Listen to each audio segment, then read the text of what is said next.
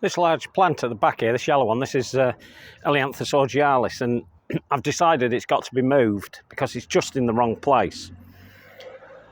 So what I'm going to do in a minute is I'm going to actually remove that, and it's quite a sizable chunk, as you can see, and I'm going to take out the Amelanchier and I'm going to put it just there. I've been studying this for quite some time now, and I've decided this is where it has to go.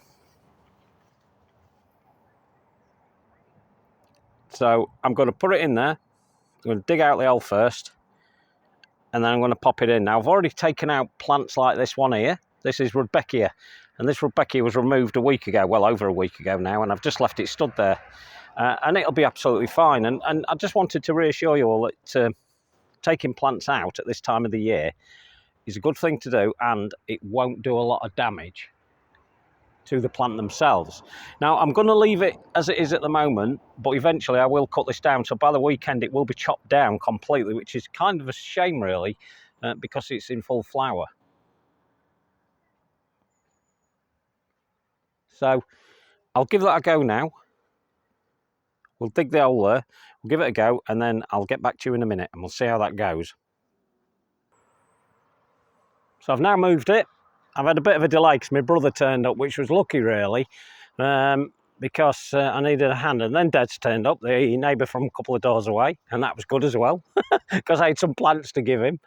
So there you go, there, I've moved it now. Initially it was here, as you can see, and I supported it with that, and it doesn't really need support, but what I'm not realising, or I haven't realised, is that this must have been a vegetable plot or something like that. And I know they did grow vegetables here back in the day. So it's getting too much feed, to be quite honest. I know it's a tall plant anyway, and it would naturally make that, but it tends to splay out if you're not careful. And really, it should be cut down halfway through the season. It should be given the Chelsea chop, this one. So this one's Elianthus augealis. And one thing I'll recommend that you do when you do this sort of thing, don't just do what I've done here. Now, I'm doing that because I need to go and have a look at this from up at the house to make sure I have got it in the right place. And I'm sure I have. Oh yeah, what I was going to say, yeah. What you should do though is, once it's in at this time of year, if you're going to move a plant as big as this, and it is big, I'm 5'8", and this towers above me by about 4 foot, but it is a stunning plant. And it's a bit of a shame really that I'm moving it at this time of the year, but it's a good time to move it. And I wanted to move it because I've got a lot of changes to make. But what I was going to say was that needs to be chopped down, and by the weekend I will chop that back because it's prone now to be blown over. I've put Arnie in at the minute. This is Arnie. He's acting as a stabiliser at the minute. I've just simply tied a rope back round it and tied it up. And I didn't put it where I said I was going to put it. I was actually going to put it where the spade is. But on hindsight, and hindsight's a wonderful thing, as we all know, it wouldn't have worked. Now, it gives me further opportunities, this.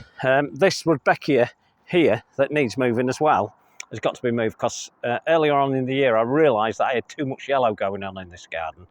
But nevertheless, it all looks good. I think it wasn't a case of having too many yellows. I think it was a case of the plants were so big and had so many flowers on. And there was only 3 of them here, but they sort of dominated. Because don't forget, yellow's a dominating colour in a garden, and your eye will always be drawn to yellow. Because believe it or not, there's a lot more than yellow in here. There's lots of purples, greens, reds. There's all sorts through the year. Whites. But yellow draws the eye. So now this is a big border now, actually. This is going to be a great border now. There's so much to do to it. And as of yet, I'm not sure what I'm going to be doing with the border in its entirety. I've got time to play with it, and when the weekend comes, I'm going to get back out and I'm going to have a proper jiggle. I'm going to get things sorted out, and any plants that don't make it, I'm going to stick into a plant pot. I'm not going to be too worried about whether they go back in or they don't go back in. But as you can see, the reason I've lifted it and left it at the size I've left it is for that very reason. It gives me an idea what it's going to look like next year when it does its thing. And although that won't establish as well, if I don't cut it down, it would still establish. even without chopping it down. But I will chop it down. I'm just going to give it a couple of days there like that. I've heavily watered it as well. Don't forget, even if it rains, heavily water your plant once you put them in. So it's all exciting again. All changes, always for the better. I don't just change for the sake of it. I change because I'm making better moves in the garden and I want to improve the garden. I want to make it more interesting. So there you go. There it is. Now, while I'm here, I just want to give you a little catch up on where I am with this pond at the minute, and I'm not very much further, to be honest. I do have the pond liner, and in a couple of weeks that will be put in, but not just yet because I've got to concentrate and get the plants in. It's more important now to get the plants in. The pond liner can be put in at any time through the winter if need be. But what I was going to show you was this little baby here. Look at that, hey?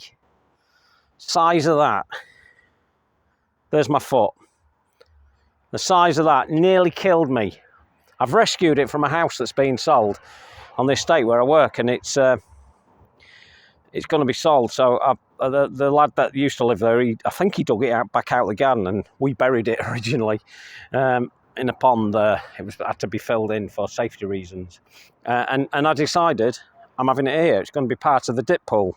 That's exactly what it's going to be part of. So I've got other ones that look like it.